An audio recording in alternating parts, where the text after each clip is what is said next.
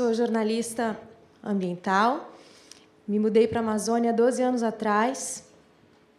Trabalhei como ativista, então, no Greenpeace, na Amazon Watch, lutei contra a construção da hidrelétrica Belo Monte. Também trabalhei com jornalismo ambiental para o site O Eco, fazendo várias reportagens de denúncia. E até eventos TEDx eu cheguei a organizar lá no Pará, o TEDx Ver o Peso. Mas, depois de um tempo trabalhando pela Amazônia, eu comecei a perceber o distanciamento emocional que o povo brasileiro tem da floresta. É como se a floresta estivesse lá, e a gente bem aqui. E eu decidi começar a trabalhar para acabar com essa distância emocional. Tem uma frase da jornalista Eliane Brum que eu gosto bastante. Ela diz o seguinte: para a maioria dos brasileiros, a Amazônia não passa de uma abstração. Então, hoje eu me dedico a destruir essa abstração. E aí, quando eu decidi entrar nesse caminho, eu comecei a pensar onde eu posso aprender melhor sobre isso. E descobri a Schumacher College, que é essa faculdade da Inglaterra, que ensina a gente a lidar com problemáticas ambientais, unindo ciência à espiritualidade, algo extremamente inovador. E eu fui para lá. Quando eu fui, eu consegui um espaço de meia hora num curso. Eu ia ficar 15 dias lá só, e consegui um espaço de meia hora para dar uma palestra sobre o Reconexão Amazônia.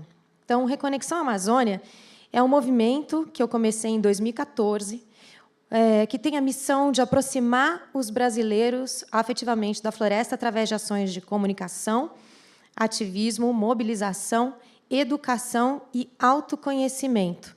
Então, eu dou aulas, eu dou palestras, eu também organizo viagens para a Amazônia, e essas aulas e palestras eu faço em qualquer lugar do Brasil, porque eu também entendi que uma pessoa não consegue se conectar afetivamente com a floresta se ela não estiver conectada com a árvore que está na frente da casa dela.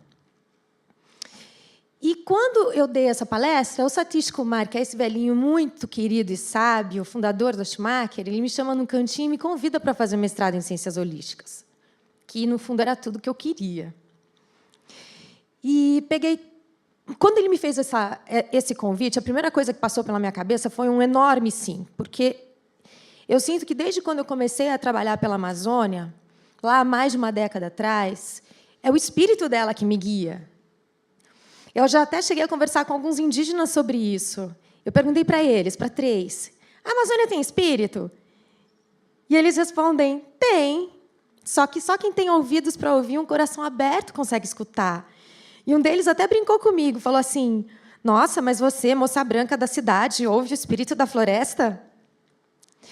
Então, levada pelo espírito da floresta, eu disse sim, peguei todo o dinheiro que eu tinha na minha conta, 20 anos de poupança, sem pensar 2 vezes, paguei para a Schumacher. Só que ainda faltariam R$145 mil que eu teria que conseguir em 4 meses.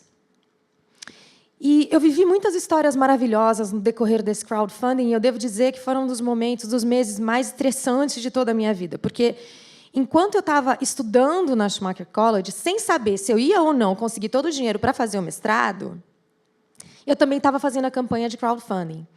E a minha primeira ação, quando eu comecei essa campanha, foi fazer um vídeo bem inspirador, com pessoas que eu admiro muito, que são bem conhecidas, que estariam ali falando, nossa, vale a pena investir na Karina, que estavam endossando lá o meu trabalho já de 12 anos pela floresta.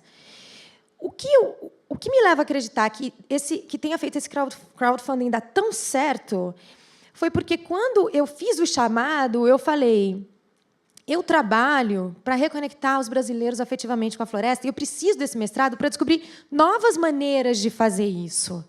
E, se você quer ajudar a Amazônia e não sabe como, está aqui, pode confiar em mim. Eu vou trabalhar pela floresta até morrer.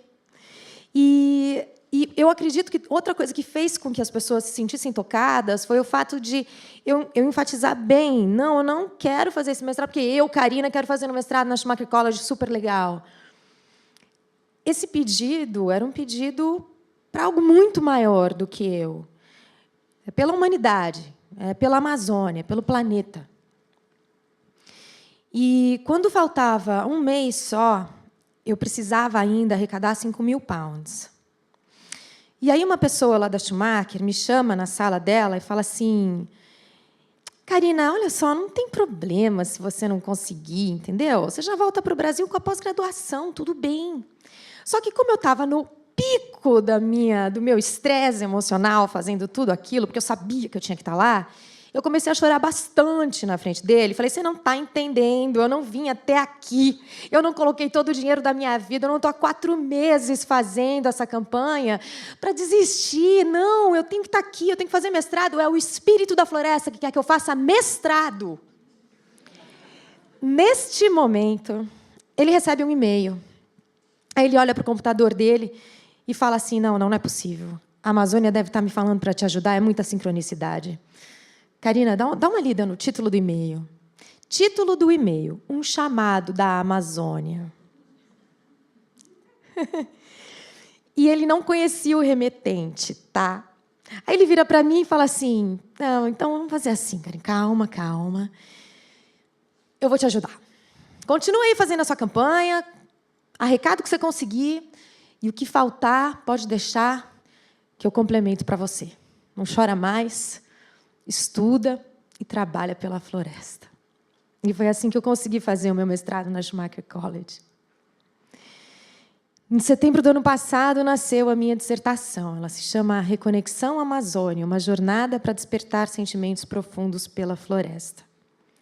E eu pude descobrir coisas e comprovar coisas. A primeira delas, a desconexão emocional dos brasileiros com a Amazônia foi criada, propositadamente ou não, por europeus, viajantes, exploradores, cientistas do século XVI.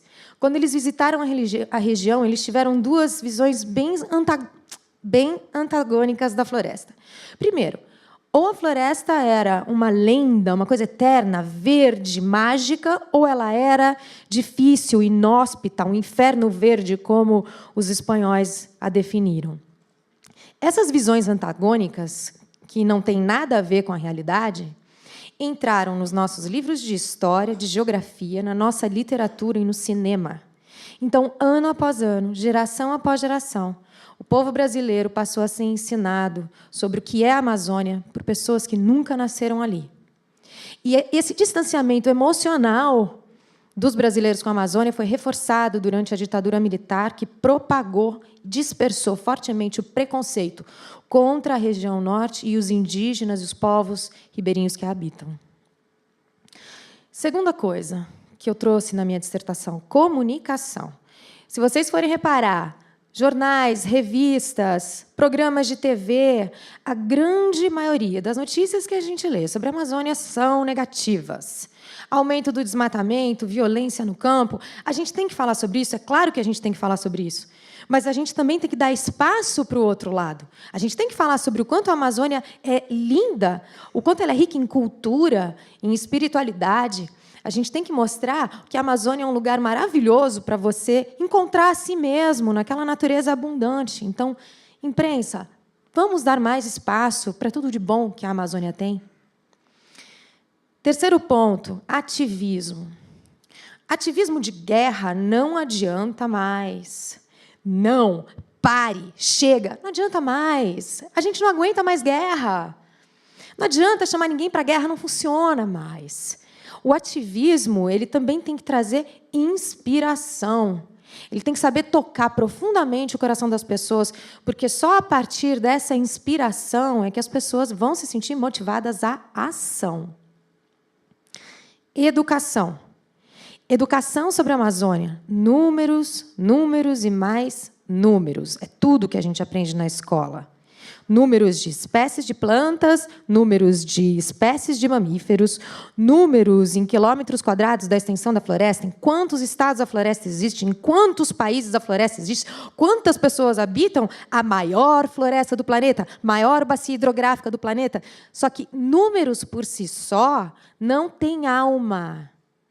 Então, também na educação, deve-se trabalhar inspiração e motivação. Uma aula sobre a Amazônia ela deve ser alegre, divertida, lúdica, gostosa.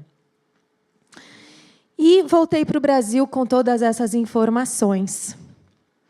Quando eu chego no Brasil, eu me deparo com uma realidade que me traz 2 novidades, uma boa e uma não tão boa. A novidade não tão boa é que muita gente de verdade, assim, olha para mim e fala: ah, Karina, ela é muito apaixonada pela Amazônia. Sei lá, que ela está falando aí de reconexão emocional com a floresta, como se eu estivesse falando alguma besteira. Então, eu afirmo, a reconexão afetiva dos brasileiros com a Amazônia é fundamental para salvá-la. Tem uma frase que eu gosto bastante de um escritor, que se chama Stephen Jay Gould. Ele diz o seguinte: a gente não pode travar a batalha de salvar espécies e o planeta sem trabalhar a reconexão emocional com a natureza. Porque a gente não vai se colocar numa luta para salvar aquilo que a gente não ama, mas apenas aprecia de maneira abstrata. Antônio Nobre, cientista número 1 do Brasil e talvez do mundo sobre a Amazônia, me conhece, me apoia o meu trabalho. Gisele Bündchen, me conhece, apoia o meu trabalho, concorda comigo. Satish Kumar, me conhece, apoia o meu trabalho, concorda comigo. Então, algum sentido deve ter no que eu estou falando. Então, eu aproveito essa oportunidade para dizer: ei, ONGs, me ouçam, pessoas, me ouçam, empresas, Google, fala comigo, vamos junto. Porque transmitir afeto pela floresta, tocar o coração das pessoas, levar essa informação adiante, é algo que precisa chegar a milhões de pessoas. E só vai chegar a milhões de pessoas se muitas milhares se unirem para fazer isso acontecer. A notícia boa, desde a minha volta, é que eu decidi que o Reconexão Amazônia não é uma ONG, não é uma OCIP, não tem fins lucrativos. Reconexão Amazônia é um movimento que reúne pessoas apaixonadas pela floresta ou pessoas que queiram se apaixonar por ela. Pessoas que têm dons e talentos e que se sintam animadas em se juntar a mim para fazer isso acontecer. Porque eu sou uma só. Eu me sinto aqui a serviço da floresta. E ela fala para mim: vai junto, vai junto, vai junto, convida, convida, convida. Então, o convite está feito. Se o que eu estou falando para você faz sentido, se você gostaria de colocar o seu dom, o seu talento a serviço de uma causa muito maior, não é a Karina, não é o Reconexão Amazônia, é a Amazônia, é o nosso planeta. Então, me procurem, falem comigo. E eu quero terminar com um pequeno desabafo. Muitas pessoas chegam até mim para me dar dicas, né? Dicas assim das áreas mais diversas do conhecimento para que o Reconexão Amazônia possa crescer. Eu brinco dizendo que se eu ganhasse R$10 a cada dica que eu recebo, eu já estaria milionária. Eu preciso da ajuda de vocês. Então, se você quer me dar uma dica, mas você tem tempo, tem vontade, quer colocar a mão na massa, chega junto, vamos junto. De novo, não é por mim, não é nem pelo Reconexão Amazônia, é pela floresta, é pela vida nesse planeta, pela vida. Então, vamos junto? Sim? Então, agora eu gostaria de convidar vocês para viajar até a Amazônia junto comigo. Por favor, fechem os olhos.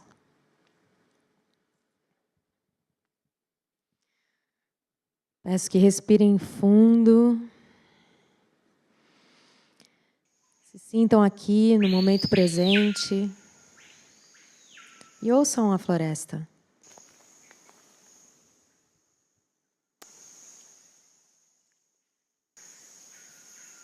É a Amazônia, é a voz dela. Que o canto dela possa trazer muita paz para você nesse momento. Que purifique os seus pensamentos, energize o seu corpo, afague o seu espírito.